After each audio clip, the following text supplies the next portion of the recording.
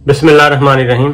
नाज़रीन अस्सलाम वालेकुम। मैं हूं आपके मेज़बान साबिर शाकिर वफाकी। दारुल हुकूमत इस्लामाबाद से कुछ ताज़ा तरीन इत्तलात हैं और ख़ास तौर पे सबसे पहली खबर है कराची से।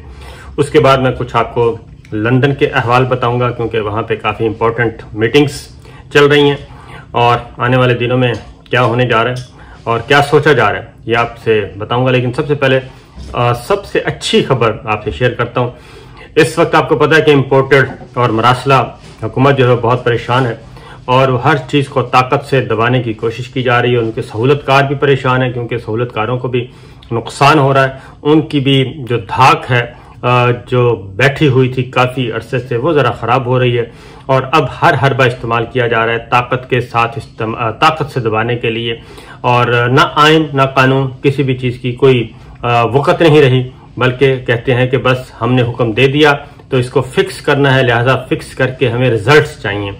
तबादले भी बहुत ज़्यादा हो रहे हैं, तबादले भी कर रहे हैं, पोस्टिंग भी कर रहे हैं, पुराने लोगों को उठाया जा रहा है, नए लोगों को लाया जा रहा है और सिर्फ यही है कि बस हर सूरत में हमने ये इंजीनियरिंग मुकम्मल करनी है, मैनूवरिंग मुकम्मल करनी है और टास्किंग पे टास्किंग दिए जा रहे हैं और टास्क पूरे नहीं हो रहे। और उसकी वजह यह है कि पाकिस्तान के अवाम जो है वो सबसे बड़ी रुकावट है और सबसे ज़्यादा अल्लाह ताला को शायद कुछ और मंजूर है, इसलिए जनाब ये सर जोड़ कर बैठे हैं। समझ इनको आ गई है कि मामलात इनके हाथ में रहेंगे नहीं, इनके हाथ से निकल चुके हैं।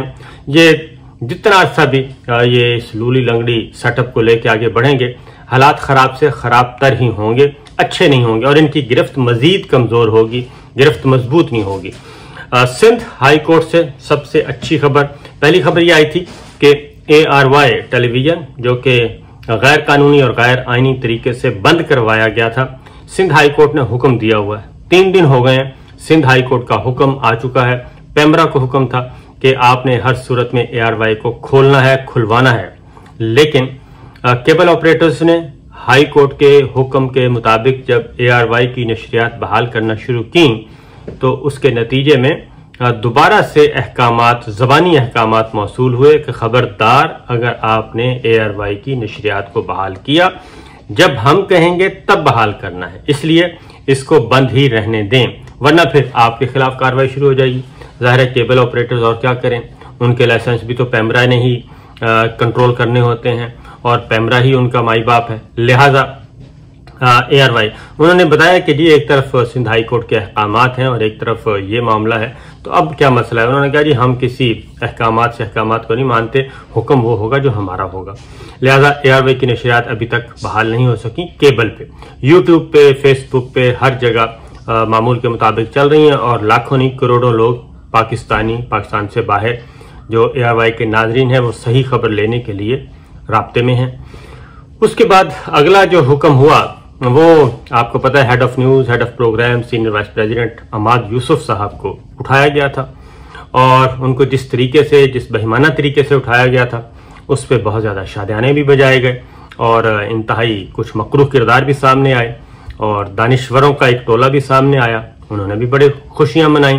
तो बादल नाखास्ता मजम्मत भी करनी पड़ी और मजम्मत भी करनी पड़ी, रिहाई का मुतालबा भी करना पड़ा। लेकिन कुछ ऐसे अनासर हैं जो कि अब्दुल्ला बिन उबई का किरदार अदा कर रहे हैं, मुनाफिकीन का किरदार अदा कर रहे हैं। उन्होंने इस पे बहुत ज़्यादा, उन्होंने तो कहा जी बस अब इसका जो आखिरी सज़ा है वही होनी चाहिए। बहरहाल अहमद यूसुफ साहब को जी कोई तकरीबन 36 घंटे के बाद अदालत में पेश किया गया, 24 घंटे के बाद में 36 घंटे के बाद, और उनको एक छोटे से कमरे में रखा गया, इंतहाई छोटे से मुख्तसर कमरा तो नहीं होता, वो बैरक होती है जो कैदियों की, इंतहाई खतरनाक कैदियों की जो बैरक होती है वहाँ रखा गया। आंखों पे पट्टियाँ बांधी गई और फिर उसके बाद एक कहना नहीं चाहिए लेकिन गैर इंसानी रवैया इख्तियार किया गया और ना ही आइन, ना ही कानून, ना ही शर्म, ना कोई हया और इस तरह का। और फिर उन पे तशद्दुद भी, मेंटल टॉर्चर बहुत ज़्यादा किया गया और उनसे कहा गया कि जनाब बस आप तोते की तरह फर फर फर फर बताएं और कहें कि ये जो कुछ हुआ एक प्लानिंग के तहत हुआ। डॉक्टर शहबाज गिल के हवाले से एक प्लानिंग थी और सोची समझी मनसूबाबंदी थी, हम आपको कुछ नहीं कहेंगे। ये हुआ उस गिरफ्तारी के दौरान नहीं बल्कि उस तहवील के दौरान। गिरफ्तारी तो जाहिर ही नहीं कर रहे थे। तो अहमद यूसुफ ने बिल्कुल बड़े वाज़ेह तौर पे बताया कि जनाब ये काम तो नहीं होने वाला, ना आज होगा, ना कल होगा, ना 5 दिन बाद होगा, कि अगर आप चाहते हैं कि मुझसे कोई ऐसा स्टेटमेंट, मैं किसी ऐसे स्टेटमेंट पे, खुद साख्ता स्टेटमेंट पे दस्तखत कर दूं, या मैं आपको कोई बयान रिकॉर्ड करवाऊं, जो कुछ होगा अदालत में होगा, अदालत में आप प्रूफ करें और अदालत में हमने जाना है, क्योंकि उनको पता था कि बहुत ज़्यादा देर ये बाहर रख नहीं सकते। इसलिए और भी कुछ चीज़ें अहमद यूसुफ साहब के साथ वो भी इंशाल्लाह शेयर करेंगे। लेकिन बहरहाल ये हो रही हैं, मीडिया के साथ सलूक हो रहा है, ऐसा सलूक जो कि मुल्क दुश्मनों के साथ किया जाता है, और इस तरीके से अगवा किया जाता है, इसी तरीके से उठाया जा रहा है, इसी तरीके से रखा जा रहा है। तो उनको पेश किया गया कराची की एक मातहत अदालत में, और मातहत अदालत के सामने वकला भी गए, ARY का स्टाफ भी गया, उनके जाहिर है वो एक इंतहाई मिलनसार आदमी है। तो हुआ ये जी कि इसी तरह बिल्कुल, क्योंकि मुकदमे में जान तो है नहीं, एक ये सिंध हाई कोर्ट में भी चैलेंज हो चुका था, सुप्रीम कोर्ट ऑफ पाकिस्तान में भी हो चुका था, और मजिस्ट्रेट साहब को भी पता था कि ये सारा माजरा है क्या, लिहाजा वो जमानत तो दूर की बात है, वो मुकदमा ही खारिज कर दिया गया। और ये सबसे बड़ी विक्ट्री है इस वक्त, जो हक और सच के साथ खड़े हैं और जो मीडिया की आज़ादी पे यकीन रखते हैं, इजहार राय की आज़ादी पे यकीन रखते हैं, उनके लिए बहुत बड़ी ये एक फेवर मिल रही है कि अदलिया जो है वो इस वक्त बहुत उसी अंदाज से काम कर रही है जैसे कि हंगामी हालात में करना चाहिए, वरना तो अब तक जेलें भर चुकी होती। इमरान रियाज के साथ, हमारे दोस्त के साथ भी यही हुआ था, उसमें भी मातहत अदालतों ने मुकदमे उड़ाना शुरू कर दिए थे क्योंकि मुकदमे बनते नहीं थे। और इसी तरीके से, लेकिन एक बात मैं आपको बता दूं कि अभी ये सिलसिला रुका नहीं है, ये सिलसिला भी जारी है, एक लंबी फहरिस्त है और दबाव डाला जा रहा है कि नहीं आप इसको भी रगड़ें, इसको भी रगड़ें, इसको भी रगड़ें। तो मुसलसल ये कोशिश की जा रही है। अरशद शरीफ साहब जो है बैरून मुल्क हैं और आराम फरमा रहे हैं और आ जाएंगे मंजर आम पे, अपने सोशल मीडिया पे एक्टिव हैं। लेकिन ये बात बहरहाल अभी लड़ाई चूंकि चल रही है, उसकी वजह मैं आपको बता देता हूँ आगे जाके। लंदन में क्या हो रहा है जी? लंदन में हो रही हैं अहम मुलाकातें, और अहम मुलाकातें, काफ़ी अहम मुलाकातें हो रही हैं। कुछ नवाज शरीफ साहब से डायरेक्ट तो हो ही रही हैं और कुछ इनडायरेक्ट भी हो रही हैं। और इनडायरेक्ट मुलाकातों में मिन्नत समाजा तरला प्रोग्राम और अगले रोड मैप तय करने की कोशिश की जा रही है। अगला रोड मैप तय करें और मिलजुल कर आगे बढ़ने की कोशिश करते हैं। लेकिन आपको पता है नवाज शरीफ साहब जो हैं उनसे आप इख्तलाफ कर सकते हैं सियासी तौर पे, अदरवाइज, लेकिन वो हैं काफ़ी गहरे आदमी और उन्होंने सोच समझ कर ही कदम उठाना है।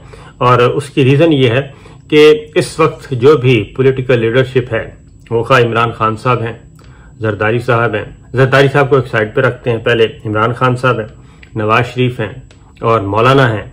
ये जो है लीडरशिप, असल फैसला जो है, अगर ये तीनों फैसला करते हैं, स्ट्रीट पावर की बात हो रही है, वोट बैंक की बात हो रही है, तो वोट बैंक इनके पास है, मौलाना के पास अपनी पॉकेट्स हैं। पीपल्स पार्टी सिंध की हद तक, अंदरून सिंध तक महदूद है। पंजाब में, खैबर पख्तूनख्वा में, बलूचिस्तान में उसका कोई फिलहाल इस वक्त तक कुछ नहीं है, सिवाय इसके कि अगर आप मैनेज करें तो पॉलिटिकल प्लेयर्स कोशिश की जा रही है कि आपस में मिल बैठ के किसी अच्छे नतीजे पे पहुंच जाएं। और आइंदा आम इंतखाबात, कबल अज़ वक्त इंतखाबात करने हैं तब भी, और नवाज शरीफ साहब भी, और जो इस वक्त वहाँ पे मुस्लिम लीग नवाज की लीडरशिप है वो भी ये चाहती है, और मौलाना भी, कि हम मामलात आपस में तय कर लें तो ज़्यादा अच्छा है। शहबाज शरीफ साहब जो हैं वो ज़रा थोड़े से हैं अपना एस्टेब्लिशमेंट के साथ हैं, क्योंकि शहबाज शरीफ साहब अभी भी, उनके इर्द गिर्द भी मुस्लिम लीग नवाज ने रेड सर्कल लगाया हुआ है। और उसकी रीज़न ये है कि अभी तक शहबाज शरीफ साहब जो हैं वो उस हद तक वो काम नहीं कर रहे, और वो कुछ जो उन्होंने गारंटीज दी थी कि मैं ये कर लूंगा, मैं ये कर दूंगा, मैं कर दूंगा, वो हुआ नहीं। और नवाज शरीफ फैमिली जो है वो बदस्तूर, नवाज शरीफ फैमिली, नवाज शरीफ ग्रुप, जो नवाज शरीफ साहब की वॉइस है, वो बदस्तूर दीवार के साथ लगाई हुई है, उनको कुछ नहीं मिल रहा और ना ही उनका एजेंडा या उनका मंशूर या उनके ऑब्जेक्टिव्स, उनके टारगेट्स, गोल्स वो अचीव हो रहे हैं। नवाज शरीफ साहब लंदन में बैठे हैं, भाई वजीर आजम है। मरीम साहबा लाहौर में बैठी हैं, भाई वजीर आजम है, लंदन नहीं आ सकती और ये सब कुछ हो रहा है। तो लिहाजा एक बहुत ही और फिर ये है कि 1 साल की एक्सटेंशन का मामला जो है वो बदस्तूर टेबल पे है जी। और 1 साल की एक्सटेंशन का मामला मौलाना फजलुर रहमान साहब, नवाज शरीफ साहब ये जब तक ओके नहीं करेंगे तब तक शहबाज शरीफ साहब भी इस 1 साल की एक्सटेंशन को ओके ना कर सकेंगे। और जरदारी साहब के बारे में बता दूं कि जरदारी साहब बदस्तूर नवाज शरीफ साहब ने अपने रफ़क़ाए ख़ास को कहा है कि जरदारी साहब पे एतबार नहीं करना, क्योंकि जरदारी साहब जो हैं वो अपना रोड मैप, अपना गेम प्लान लेके आगे बढ़ रहे हैं। लिहाजा जरदारी साहब जो हैं असल प्लेयर जो हैं, क्योंकि असल स्ट्रेटेजिक पार्टनरशिप जो है न्यूट्रल की और जरदारी साहब की वो है असल पार्टनरशिप। और ये जो इस वक्त चल रहा है सेटअप, ये कितना अच्छा चलता है बस यही ये है एक आर्जी तौर पे। इस दौरान जो पॉलिटिकल इंजीनियरिंग करनी है, मैनूवरिंग करनी है, सेटलमेंट करनी है, अगला चेस बोर्ड से जाना है, वो इस वक्त कोशिश की जा रही है अपनी मर्जी और अपनी ख्वाहिश के मुताबिक सजाया जा सके। और वो ऐसा चेस बोर्ड है जिसमें न नवाज शरीफ साहब की मुस्तकबिल में जगह है, न मरीम साहबा की जगह है।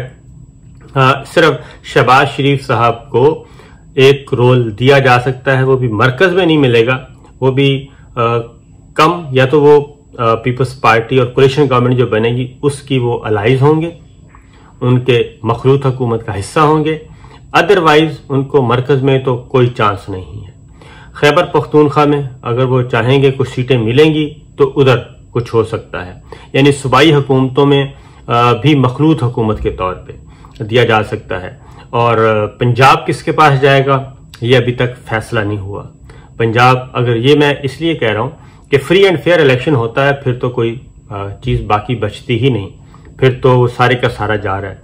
लेकिन इस दौरान एक और बात भी हो रही है कि ये जो पीरियड चल रहा है, बफर पीरियड, इसमें जहांगीर तरीन साहब जो हैं वो एक नई पार्टी बनाएं और नई पार्टी अलीम ग्रुप आ जाए, जहांगीर ग्रुप आ जाए, सारा एक ग्रुप बने और एक नई पार्टी तश्कील दी जाए और आइंदा आम इंतखाबात से पहले वो जरा सेट हो जाए और वो फिर एक वही वाला जो पोर्शन है जो इस वक्त इमरान खान साहब के लिए वबाले जान बना, वही पोर्शन फिर आइंदा आने वाले सेटअप के लिए वबाले जान बनेगा।